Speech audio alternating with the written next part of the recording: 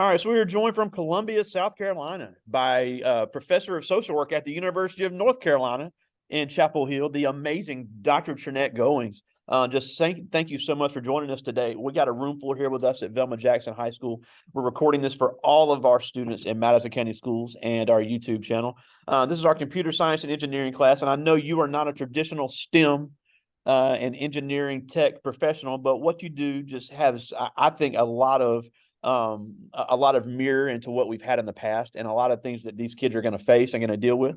We are a rural all-Black community, but we also going to have a lot of first generation Americans that see this later in our other schools and our other areas. And I think a lot of this can apply to them and also our young ladies in other areas of our district. So your message, that what you have in your background just really can apply to any of these kids, whether they want to go into a tech field or not. So we thank you so much for joining us. Thank you so much for having me. I'm excited, very, very happy to be here. Now, before we get into your research and the things you've done with your lab and things there in North Carolina, you are a graduate of Elizabeth City State, a great HBCU there in North Carolina, and then the University of North Carolina, and then you got your PhD from VCU, which is a huge PWI there in Richmond. So talk a little bit about your path into that, what led you to go to Elizabeth City State. And one thing I want to hear about, and I ask all of my guests this that have this combo, is you did HBCU undergrad and then PWI postgraduate. So I'd like to hear what both of those have to offer, because they both offer such great things in different areas. Absolutely, absolutely. So like the students in your classroom, in your district, I am also from a very small, rural, disadvantaged county in northeastern North Carolina. I'm from a tiny town called Severn, which the last time I checked, we had less than 300 people in the town. No, very tiny, no stoplight, no service station, very, very tiny town, rural town. Like I say, similar to where I suspect you all live and work now. And just really my experience growing up there was great in many ways, in the sense that people knew who I was in the community. And so I could only do so much because I knew it would go back to my parents. But also, I also had many disadvantages living in that area. And the combination, I think, really helped to propel me into who I am today. And so growing up there, because we didn't have a ton of after school activities, I had to find other things to do. And so I was very, very active in my church. And so I held leadership roles in the church. I was an usher, a worship director, choir director, did it all there. Was also very active in my school, and so was in the JROTC. I was in Beta Club and mediation team and a flag girl in the band. So very, very active in the school as well.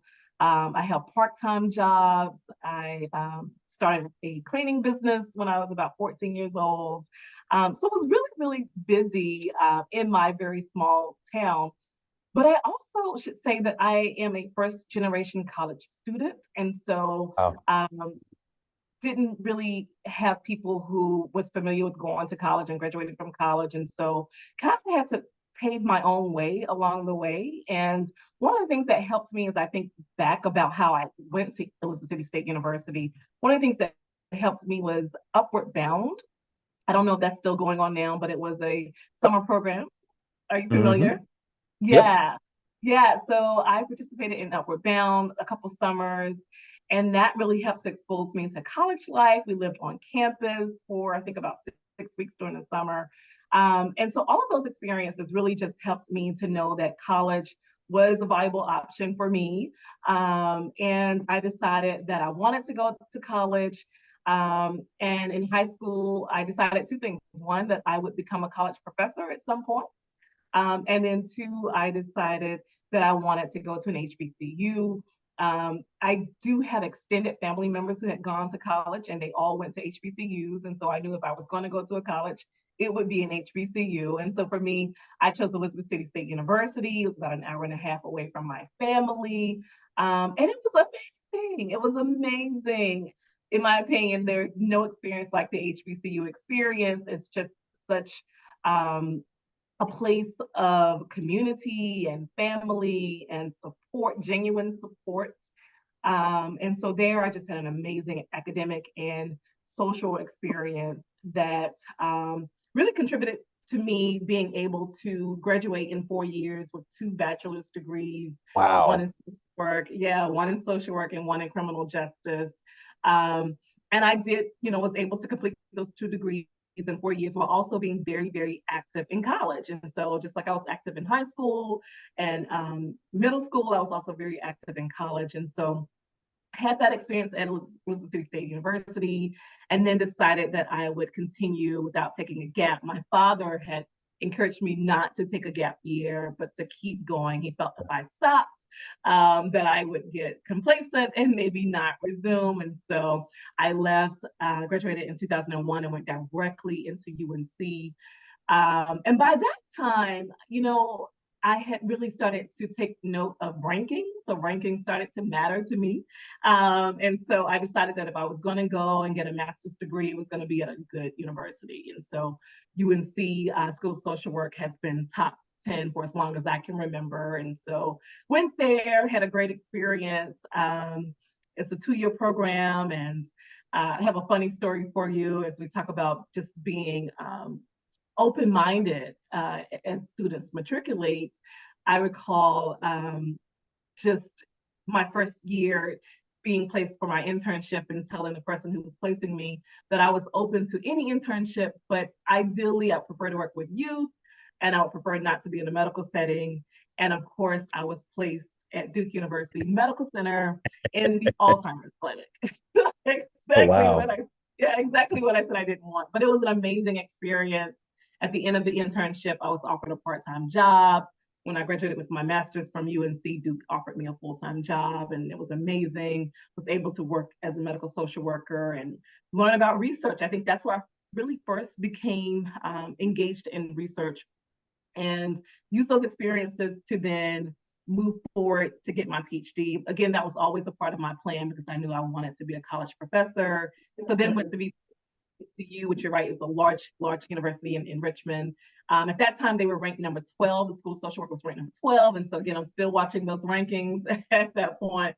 Went there and had a good experience there, and really, really began to become engaged in behavioral research. And I am a behavioral Yeah. researcher. And so had a lot of hands-on experiences there. So to answer your question, chose Elizabeth City State University just because the few extended family members who had gone to college had gone to HBCUs. I knew I wanted to go to an HBCU. And I think the way that it differs from PWIs really is, to me, the genuine support, knowing that people are there rooting for you, knowing that people care about you. To me, it's just unparalleled and cannot be duplicated. Yeah, and we have several HBCUs here, both public and private in Mississippi, and we also have some great social work programs at large and small universities, including at Jackson State, which I know has a popular 1-year master's program in social work, which draws Okay, students of all races. So and I always say historically Black doesn't mean exclusively Black. Jackson exactly. State has a very, very diverse population of students in that School of Social Work for masters. So very great field to get into, and we'll talk, and that's what I want to get into next, because you talk about research, and one thing Mhm. you focus on is substance abuse, alcoholism, and how there's a disparity of that in the Black community and in rural communities. And I think that goes back to what we were talking about before we got online here, is that one thing that I think somebody is just crazy if they don't absolutely actually acknowledge it. If there have been barriers to entry in so many areas of especially technology and education and corporate America for females, for Black students, for immigrants, because like we said, we'll have some first generation Americans that see this, and there have been obstacles there. And one thing that you focus on in research is how these affect the community and how, in ways that young people can kind of get past these barriers. So talk about some Yeah. of the things that you've seen in your research and some of the ways that you've seen young people be able to get around these barriers. It's a great question. So my research focuses broadly on health disparities. I'm really interested in identifying health disparities and then trying to prevent those health disparities. And um, identifying health disparities is important. And I think one way that we do that is by having the data, right? So if we don't have the data, we can't identify the disparities. And so part of my research is really to study the epidemiology of substance use. And so I really try to study the incidence and the prevalence of substance use and patterns and trajectories. But you're exactly right. I also try to understand the predictors of substance use, right? And so we know that there are a number of predictors across a number of psychosocial domains, everything from the neighborhood where we live, the experiences we have in our neighborhoods, to our peers, how we select our peers and who they are. Peers have a strong influence on adolescent behavior. Our family, the quality of the relationships, the communication, parents monitoring their children and their social media, as an example. All of these things really work together to impact outcomes among our adolescents. And so one of the things that I've seen really is, I think what you're speaking to is one thing we don't like to talk about often really is racism, right? And racism has played a role in so many different parts of our lives. And I heard you say that you live, your students are in an all-Black community. I grew up in a very segregated county. And so I knew where I could and could not go in my town, right? There were certain streets I knew I could not go. But the reality is racism influences where we live, right? We go back all the way to redlining. And currently that's happening now, not just something in the past. We know that racism impacts where we live, the schools we attend, our interactions in schools, our interactions in the neighborhood, and all these things absolutely make it more challenging for people of color, especially Black people, to achieve our goals. But the reality is all groups, including Black families, have strengths. And those strengths, I think, help to buffer against the challenges we face. So yes, we may encounter these experiences, but for many of us, we have whatever it is, our faith, we have our pride in who we are.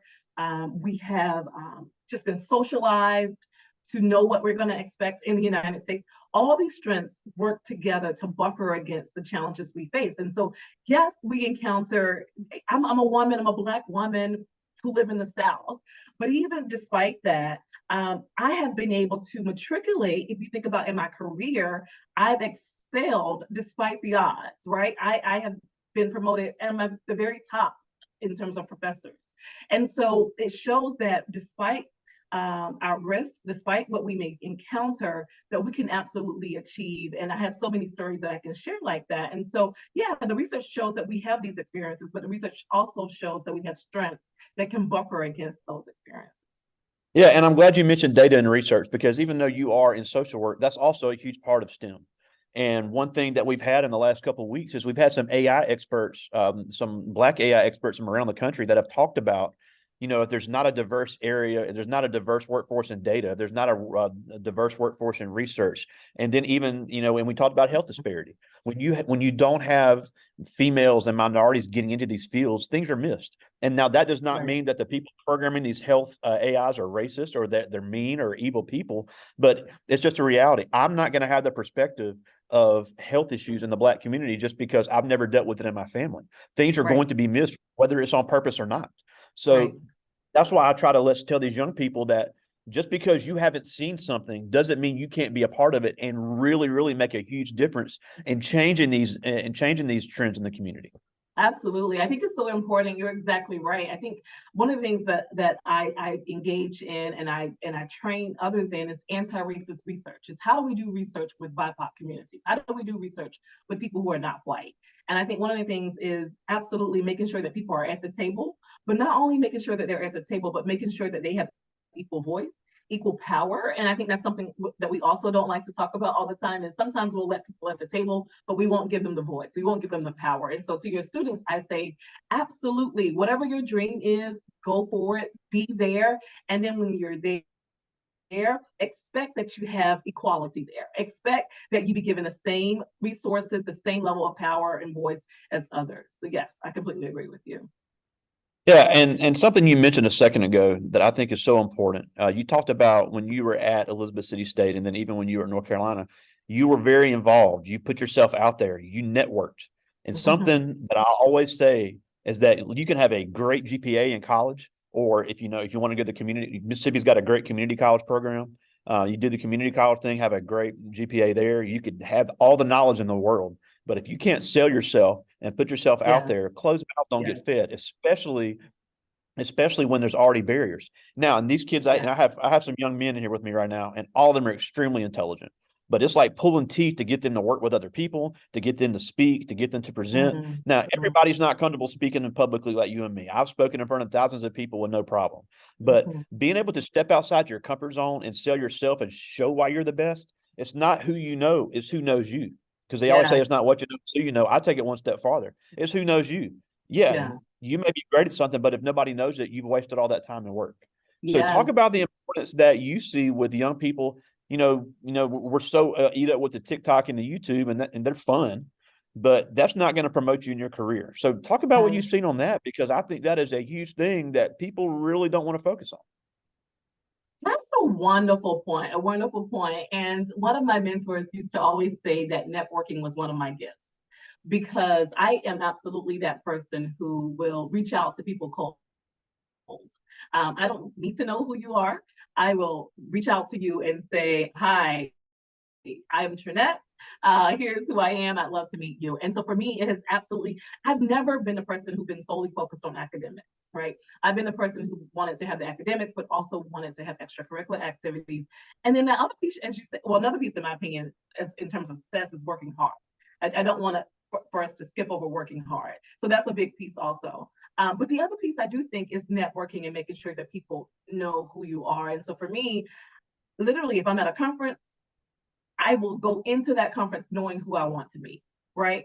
So if I've been watching these particular people, they're in my field, maybe it is AI, maybe it's engineering or some other discipline, and I know that these people are doing the kind of work that I want to do, I will go to that conference knowing when I get there, I'm going to find these people and I'm going to meet them.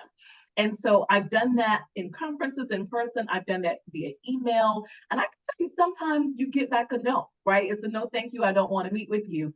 But usually people are happy to meet with you.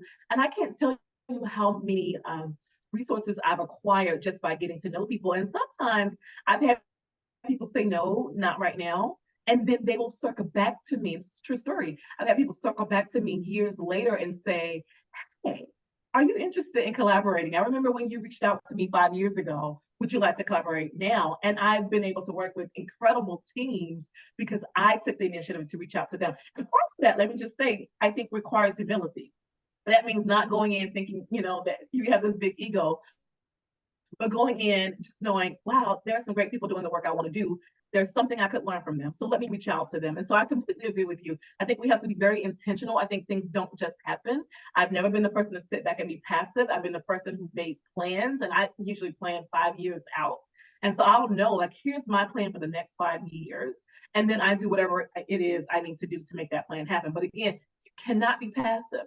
You cannot be passive. You have to be intentional. Set your goals, whatever those goals are, and then reach out to people as needed. Reach out to me. I'm happy to talk to people, but reach out to whoever who you think could help you in some way. And I believe most people can help, and most people are happy to help, even if the timing is not right. As I said, I've seen it happen in my own life where they will later come back to me and say, hi, I'd love to work with you if you're available.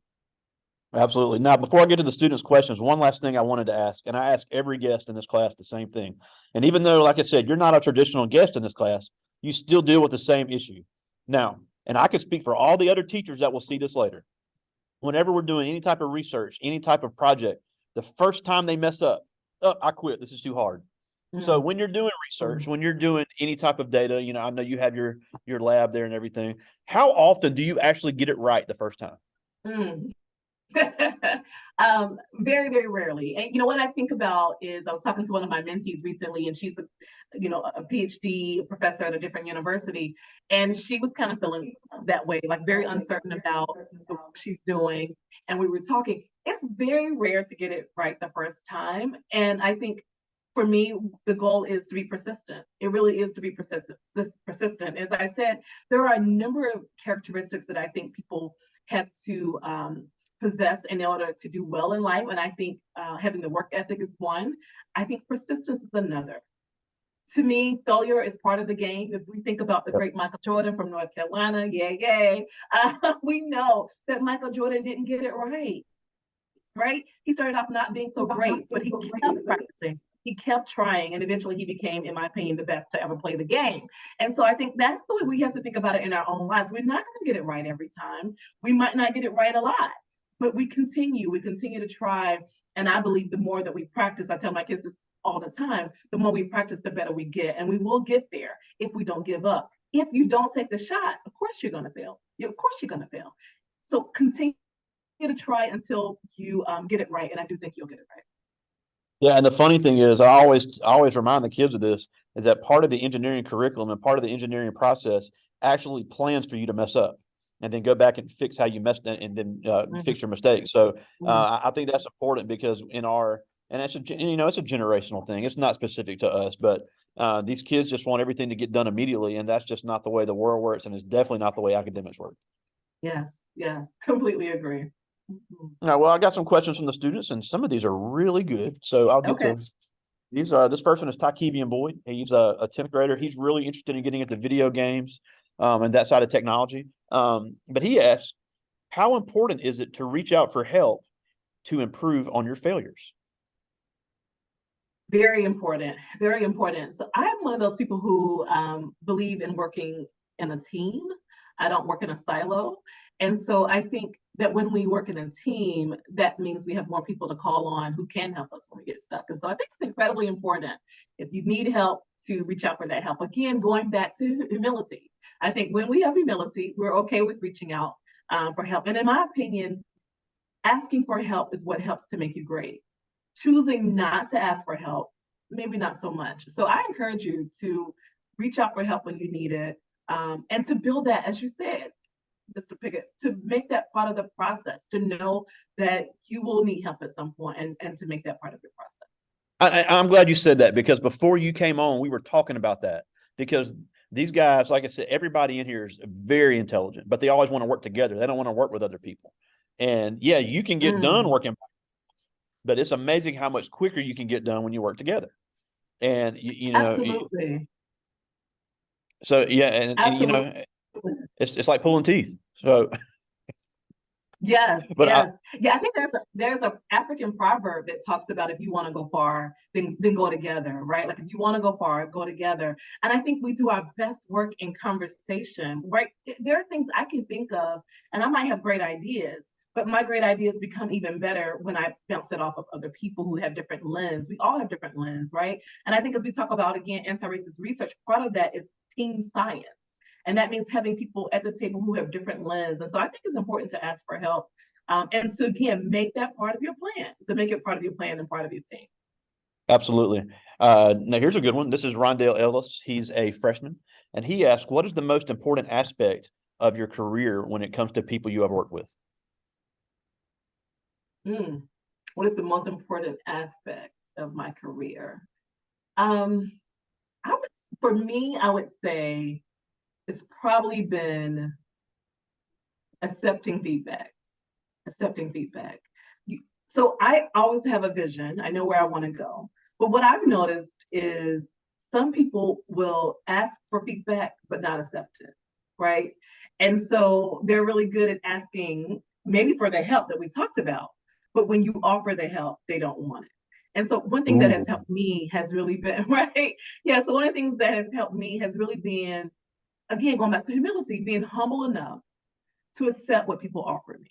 And so if someone tells me that maybe I should go left and I'm not sure which way I should go, then maybe I consider going left. And so for me, I think accepting feedback is a really key part of making good progress. Yeah, and especially in your field, when you're serving social work and you're serving the public, you have to know what the public needs. Because it all goes back to putting yourself in somebody in a perspective, and that's why we really need diversity in all these fields to really get all Absolutely. those perspectives to really serve the public. And let I me like just this say one. that Oh, go ahead. while you're there, let me say this. And I recognize that you all typically focus on STEM. I think to do good work, we need everyone at the table. So even though you all typically focus on STEM, even engineers, what kind of work could you do if you had social work at the table, if you had psychology at the table? And same thing for us, if we had engineering at the table.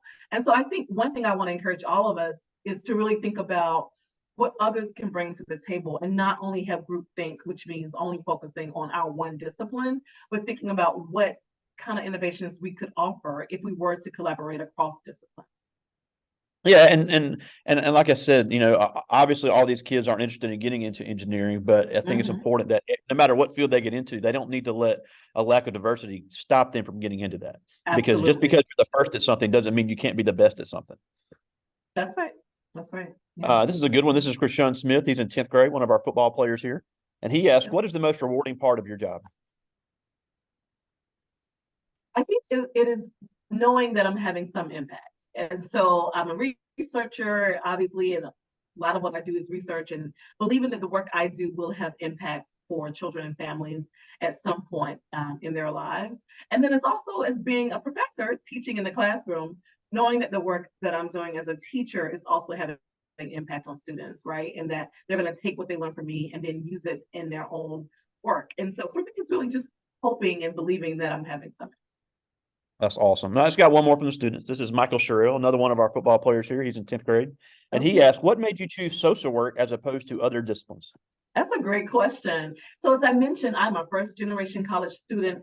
I did not have this resource, this amazing resource that you all have here with different people coming in and talking to you. We didn't have this. And so for me, honestly, the truth is I was in high school. I knew I needed to choose a major for college. And there was a list of majors on the high school wall near the principal's office. And beside all the majors was a very brief description of each major. And I looked at the majors. Social work was the one that resonated with me, and I went from there. Wow. Yeah, yeah. So I was lucky because I didn't have, again, I didn't feel that I had people that I could go to and talk to and ask which major should I focus on. Or if I did have people, but they were all saying law, right? Everyone wants you to be a lawyer.